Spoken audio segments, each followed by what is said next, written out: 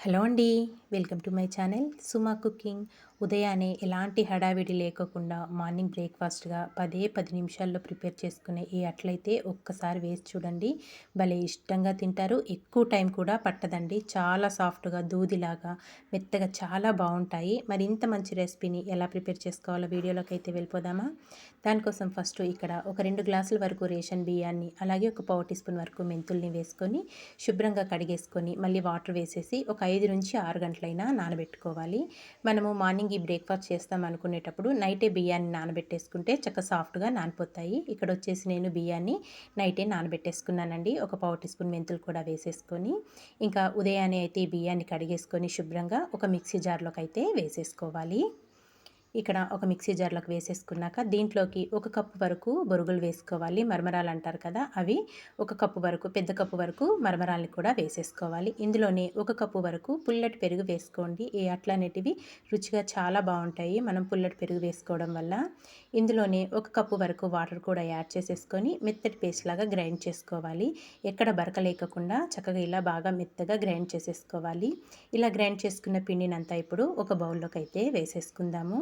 మిగతా ఉన్న బియ్యం అలాగే మరమరాలు కూడా ఉన్నాయి కదా, అవి కూడా మళ్ళీ మిక్సీ జార్లో వేసేసుకొని వాటిని కూడా మెత్తగా గ్రైండ్ చేసేసుకొని ఈ పిండినంతా ఒక బౌల్లోకి తీసేసుకున్నాక ఇందులోకి రుచికి సరిపడినంత సాల్టు, ఒక పావు టీ స్పూన్ వచ్చేసి వంట సోడా వేసేసుకొని ఇదంతా బాగా మిక్స్ చేసేసుకోవాలి. పిండిలో చక్కగా కలిసే విధంగా ఉప్పు, వంట సోడా కలిసే విధంగా బాగా మిక్స్ చేసేసుకోవాలి.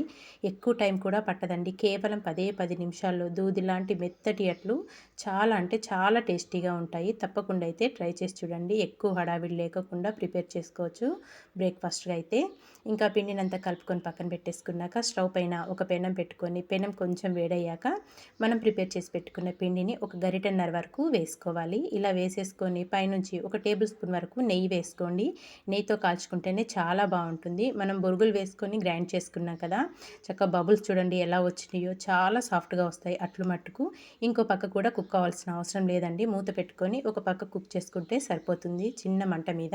ఇక్కడైతే ఒక అట్టయితే చక్కగా రెడీ అయిపోయింది. ఒక ప్లేట్‌లోకి తీసేసుకొని మళ్ళీ అదే పెనం మీద మళ్ళీ ఒక గరిటెన్నర వరకు పిండి వేసేసుకొని ఎక్కువ స్ప్రెడ్ చేయొద్దండి.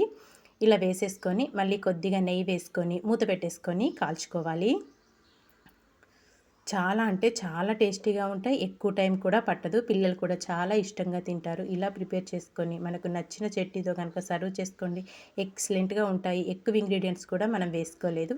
ఇక్కడ ఇంకో అట్టు కూడా చక్కగా కాలింది. ఒక ప్లేట్‌లోకి తీసేసుకున్నాను. ఇలాగే మనకి ఎన్ని కావాలో అన్నీ 1 బై 1 అట్లయితే ఇలా వేసేసుకొని ఒక ప్లేట్‌లోకైతే తీసేసుకున్నాను. చూడటానికి అసలు తెల్లగా మల్లె పువ్వుల్లాగా, మెత్తగా దూదిలాగా ఉంటాయండి. 1 బై 1 అయితే ఇక్కడ వేసేసుకొని ఇంకా ఈరోజు పల్లీల చట్నీతోనైతే సర్వ్ చేసేసుకుంటున్నాను. ఇంతే అండి, చాలా సింపుల్‌గా, టేస్టీగా, ఎక్కువ టైం పట్టుకోకుండా మార్నింగ్ బ్రేక్‌ఫాస్ట్ అయితే ప్రిపేర్ చేసేసుకున్నాం కదా! అది కూడా బొరుగులు ఇంకొచ్చేసి బియ్యంతోటి చాలా అంటే చాలా టేస్టీగా ఉంటాయి. మరి మీకు నచ్చిందా? నచ్చితే మీరు కూడా తప్పకుండా ట్రై చేయండి. ట్రై చేశాక ఎలా వచ్చిందో కామెంట్ చేయండి. చూసారా అట్టు చూపిస్తున్నాను ఎంత మెత్తగా, ఎంత సాఫ్ట్‌గా ఉందో, నిజంగా చాలా బావుంటాయండి. తప్పకుండా ట్రై చేశాక మీకు ఎలా వచ్చిందో కామెంట్ చేయడం మాత్రం మర్చిపోవద్దు ఫ్రెండ్స్. ఇలాంటి మంచి మంచి వీడియోస్ కోసం వెంటనే మరి మన ఛానల్‌ని సబ్స్క్రైబ్ చేసుకోండి ఫ్రెండ్స్. వీడియో నచ్చితే మీ ఫ్రెండ్స్‌కి, రిలేటివ్స్‌కి కూడా షేర్ చేసేయండి. Thanks for watching.